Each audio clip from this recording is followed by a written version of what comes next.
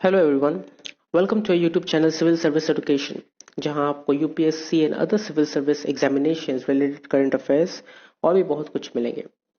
आज का हमारा टॉपिक है current affairs of 10th November 2020। Number 1, COVID-19 vaccine could be 90% effective, claims Pfizer. A vaccine jointly developed by Pfizer and BioNTech was 90% effective in preventing COVID-19 infections in ongoing phase 3 trials, the companies announced Monday. जो vaccine jointly तैयार की गई है Pfizer and BioNTech के द्वारा, उनका कहना है, उनका ये मानना है कि उनका जो वैक्सीन है वो 90% इफेक्टिव है कोविड-19 इन्फेक्शन में। और ये फेज 3 ट्रायल्स में ये साबित हुआ है कि वो 90% तक कोविड-19 इन्फेक्शन को खत्म कर सकती है। The statement was released as soaring coronavirus cases across the world have forced many millions of people back into lockdown, causing further damage to ravaged economy. और ये स्टेटमेंट तब रिलीज हुई जब पूरे वर्ल्ड में कोरोना वायरस की cases फैलते जा रही है, बढ़ते जा रही है, और मेनी पीपल्स लॉकडाउन की वजह से घर के अंदर बैठे हैं और इकोनॉमी कंट्री का इकोनॉमी गिर जा रहा है। European stock markets and oil prices jumped on the announcement. और ये अनाउंसमेंट सुनते ही यूरोपियन स्टॉक मार्केट और ऑयल प्राइसेस बहुत ज्यादा ऊपर इंक्रीज हो गई। The company said they expect to supply up to 50 million vaccine doses globally in 2020 and up to 1.3 billion doses in 2021. तो Pfizer and BioNTech का ये कहना है कि 2020 में वो लोग 50 मिलियन वैक्सीन डोजेस सप्लाई कर देगी और 2021 में 1.3 बिलियन डोजेस सप्लाई करेगी। Next point, NGT links cracker sales to air quality. The National Green Tribunal (NGT) on Monday directed that there would be a total ban on sale or use of all kinds of firecrackers between November 10th and 30th in all cities and towns across the country, where the average ambient air quality in November fell under the poor and above category. तो जैसे पता है कि farm Fyers की वजह से बहुत सी स्टेट्स में एयर क्वालिटी पुअर हो गई है। एंड दिल्ली एंड उसके एडजॉइनिंग एरियाज, एनसीआर एरियाज में तो सीवियर कंडीशन है एयर पोल्यूशन का। And that is the reason NGT, जो नेशनल ग्रीन ट्रिब्यूनल कमिटी है, एनजीटी, इन लोगों ने कहा है कि नवंबर 10 से लेके नवंबर 30 तक हर एक सिटीज एंड टाउन्स में fire crackers sale and use करने पे बैन लगाया जाएगा। और ये उन लोगों ने इसलिए किया है ताकि जहां जहां पुअर एयर क्वालिटी है वो और ज्यादा वर्स ना हो।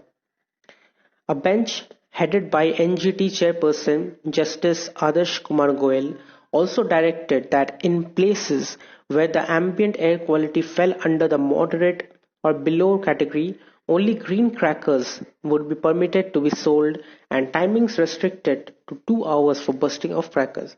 और उन लोगों ने ये भी कहा है, एनजीटी ने ये भी कहा है कि जो एरियाज में, जो सिटीज में एयर क्वालिटी मॉडरेट है या उससे नीचे है, मीडियम है या उससे नीचे है, जहां पे ज्यादा एयर पोल्यूशन नहीं है, वहां पे आप ग्रीन क्रैकर्स बर्स्ट कर सकते हैं, लेकिन सिर्फ 2 आवर्स के अंदर आपको करना है।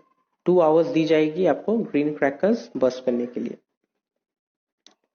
The tribunal in its order noted that several states including Orissa, Rajasthan, Sikkim, Delhi and Chandigarh, among others, have prohibited the sale and use of firecrackers to protect vulnerable groups such as elderly, children, persons with comorbidities, among others. तो उड़ीसा, राजस्थान, सिक्किम, दिल्ली, चंडीगढ़ और भी बहुत सी areas है जहां पे air quality बहुत ज्यादा खराब है। Specially Delhi, NCR region, Haryana, यहाँ पे एयर क्वालिटी एकदम सीवियर है, बहुत ज्यादा ही खराब है। तो वहां की गवर्नमेंट ने ये फैसला किया है कि वहां पे पूरी तरीके से फायर क्रैकर्स बर्स्ट करने पे बैन लगाई जाएगी, ताकि वो लोग एल्डरली, जो बूढ़े लोग हैं, जो बच्चे हैं, और जो वो पर्सन्स हैं जिनके जो 2-3 डिजीज से जूझ रहे हैं, उनको प्रोटेक्ट करने के लिए, ताकि उनका हेल्थ और ज्यादा वर्स ना हो जाए। Next point, finance panel submits report with separate section on states finances. The 15th Finance Commission said it has taken the unique requirements of each of the India's 28 states on board and come up with state-specific considerations in its report submitted to President Ramnath Kovind on Monday. So the 15th Finance Commission जो है, उन लोगों ने एक unique way निकाला है ये finance panel को सबमिट करने का। उन्होंने हर एक स्टेट का, 28 स्टेट्स का यूनिक रिक्वायरमेंट को जज किया। ये देखा कि सब स्टेट का यूनिक रिक्वायरमेंट क्या है, एंड वो स्टेट स्पेसिफिकली वो स्टेट को कंसिडर करके उन्होंने रिपोर्ट सबमिट किया है रामनाथ कोविंद जी को। जैसे महाराष्ट्र का यूनिक रिक्वायरमेंट क्या है, वेस्ट बंगाल का क्या है, केरला का क्या है, हर एक का स्पेसिफिक कंसिडरेशन करके वो रिपोर्ट सबमिट किया गया है। Apart from its main recommendations for the devolution of funds between the center and states for the period of 2021-22 and 2025 and 26.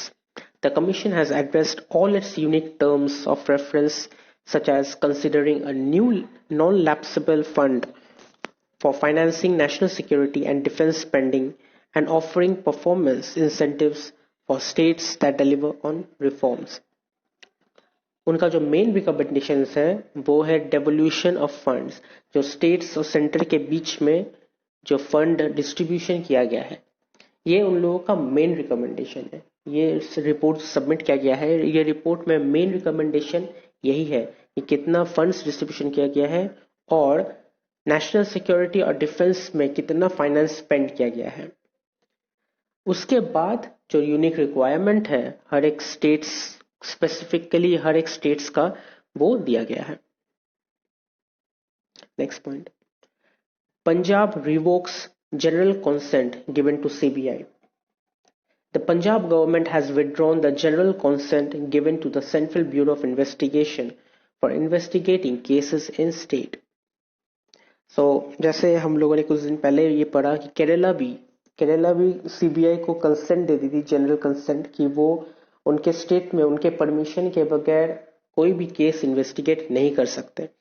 सो कल पंजाब ने भी यही किया, उन्होंने भी जनरल कंसेंट को विड्रॉन किया और ये कह दिया कि उनके परमिशन के बगैर पंजाब में सीबीआई इन्वेस्टिगेट नहीं कर सकती, because in non BJP states, जो नॉन बीजेपी स्टेट्स है वहां पे ज्यादा सीबीआई प्रोब हो रही है। So that is the reason कि उन लोगों ने कहा है कि यहाँ पे उनकी परमिशन के बगैर नहीं हो सकती। A senior government official confirmed that an order in this regard had been issued, following which the CBI would have to seek prior permission from the state for conducting an investigation in the state. So, investigation करने से पहले उनके तरफ से permission लेनी पड़ेगी। Next point, government to lay stress on non-motorized transport. After the COVID-19 pandemic led to a reassessment of public transport system, the focus of government interventions going forward would be on non-motorized transport. Union Housing and Urban Minister Affairs Hardeep Singh Puri said on Monday. Union Housing and Urban Affairs Minister का कहना है कि COVID-19 के बाद public transport system को reassessment किया गया है, दोबारा से चालू किया गया है, लेकिन गवर्नमेंट का मेन फोकस अब चले गया है नॉन मोटराइज्ड ट्रांसपोर्ट में, वो ट्रांसपोर्ट में जहाँ पे मोटर यूज नहीं होगी, नॉन मोटराइज्ड, जिसके वजह से पोल्यूशन कम होगी। He said mobility in the future would strive to be environment friendly, integrated, automated and personalized.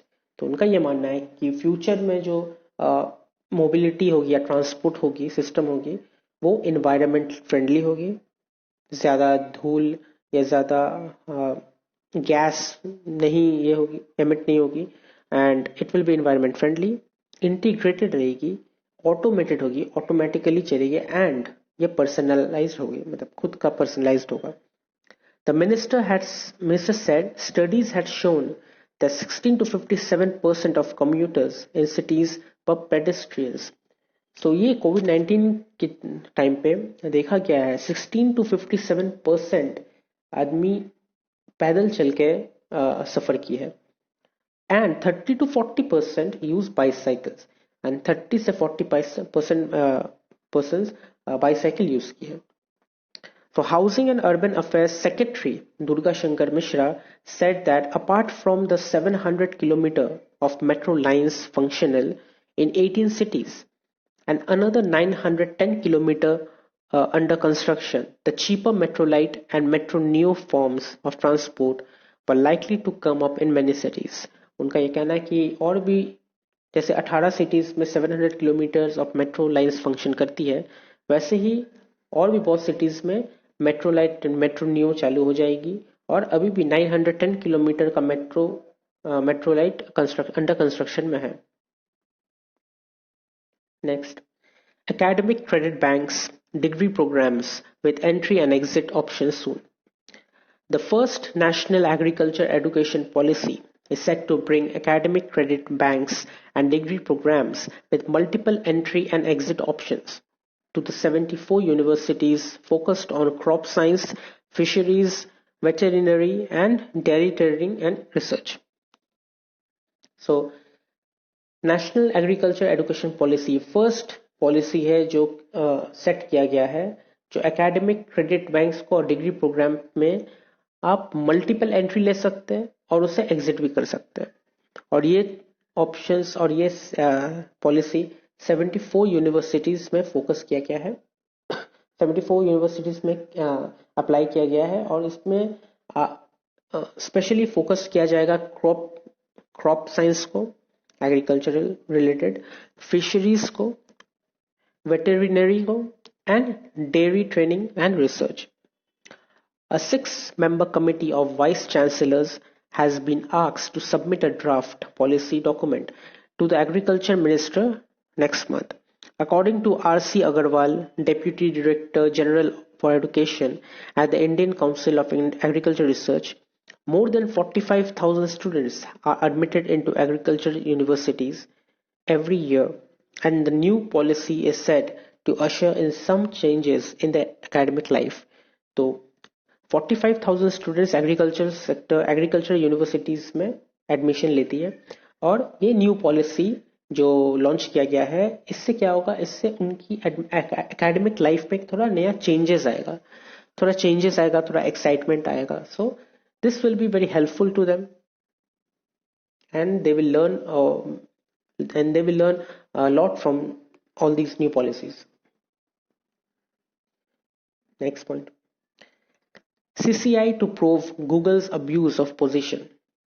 The Competition Commission of India (CCI) ordered a detailed probe against Google for abuse of its dominant position, primarily with regards to its digital payment application GPay.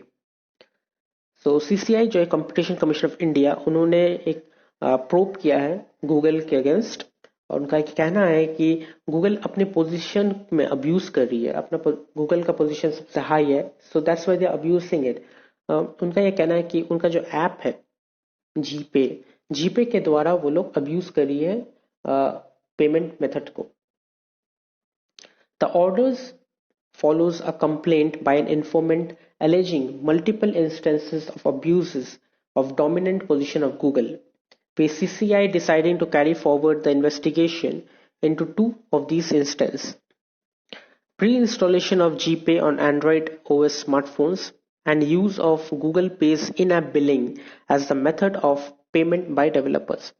So, आप जब Google पे को install करते हैं, जो pre installation है वो उनको लेके ये लोग इन्वेस्टिगेशन करेगी, और एक इन्वेस्टिगेशन होगी जब आप गूगल पे ऐप यूज करते हैं तो आपका ऐप बिलिंग सिस्टम जो है वो गूगल प्ले का ऐप बिलिंग सिस्टम के साथ मैच करता है.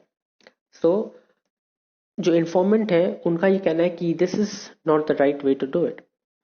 This comes at a time when Paytm, along with several other Indian startups, have been rallying against the US-based tech giants' requirement that apps use the Play Store's billing system for in-app purchases of digital goods. So the Paytm और other Indian startups app जो है, जो payment apps है, वो लोग Google के against rally कर रही है और उनका ये कहना है कि प्ले स्टोर का जो बिलिंग सिस्टम है, जो बिलिंग सिस्टम है, वो in app purchases and digital goods को रिक्वायर करती है. मीन्स जो यूएस बेस्ड टेक जायंट्स है, वो अगर आप अपना ऐप यूज करेगी तो उसमें उनको प्ले स्टोर का बिलिंग सिस्टम दिखाएगा रिक्वायरमेंट में. So this is not the right way to do it. उनका अगर जी पे है, गूगल पे है, तो गूगल पे का बिलिंग सिस्टम अलग होना चाहिए. That should not be play store billing system. और वो अपना इन ऐप परचेजेस के लिए प्ले स्टोर का बिलिंग सिस्टम यूज कर रही है. So that is not right. And ऊपर से दे हैव टू पे 30% ट्रांजेक्शन फी. जो 30% ट्रांजेक्शन फी है वो भी गूगल पे जाएगा. So this is not the right way to do it. Next point. India Maldives signed 4 memorandum of understandings to boost ties. MOUs. MOUs का full form है Memorandum of Understanding. New Delhi and Male on Monday signed 4 agreements, including $100 million Indian grant for an ambitious connectivity project during Foreign Secretary Harshvardhan Shringlala's visit to Maldives. So new Delhi and Maldives के बीच में जो 4 agreement हुई है उसमें से एक है $100 million का जो इंडियन ग्रांट किया है फॉर एम्बिशियस कनेक्टिविटी प्रोजेक्ट, जो इंडिया और मालदीव को कनेक्ट करेगी. In addition to 2 memorandum of understanding for high impact community development project, the countries signed and memorandum of understanding on cooperation in sports and youth affairs. So connectivity project and community development project के अलावा दोनों countries ने एक और memorandum of understanding को sign किया है, जो है cooperation in sports and youth affair. Sports and youth affair में कॉपरेशन करने के लिए एक memorandum of understanding साइन किया गया है. And another for the $100 million grant which is part of India's $500 million package for the Great Mail Connectivity Project. जो Great Mail Connectivity Project है उसमें भी इंडिया ने $100 million इन्वेस्ट किया है. Last month the two governments inked a deal for a $400 million line of credit from the Exim Bank of India. Last month भी दोनों government ने एक डील किया था जो इंडियन के एग्जिम बैंक ऑफ इंडिया से $400 million लाइन ऑफ क्रेडिट दिया जाएगा मालदीव्स को. Next point, last but not the least, the important days. And 10th नवंबर का इंपॉर्टेंट डे है world science day for piece and development. तो अगर आपको ये वीडियो अच्छी लगी तो आप इसे लाइक कीजिए, शेयर कीजिए, कमेंट कीजिए एंड सब्सक्राइब जरूर कीजिएगा. Thank you.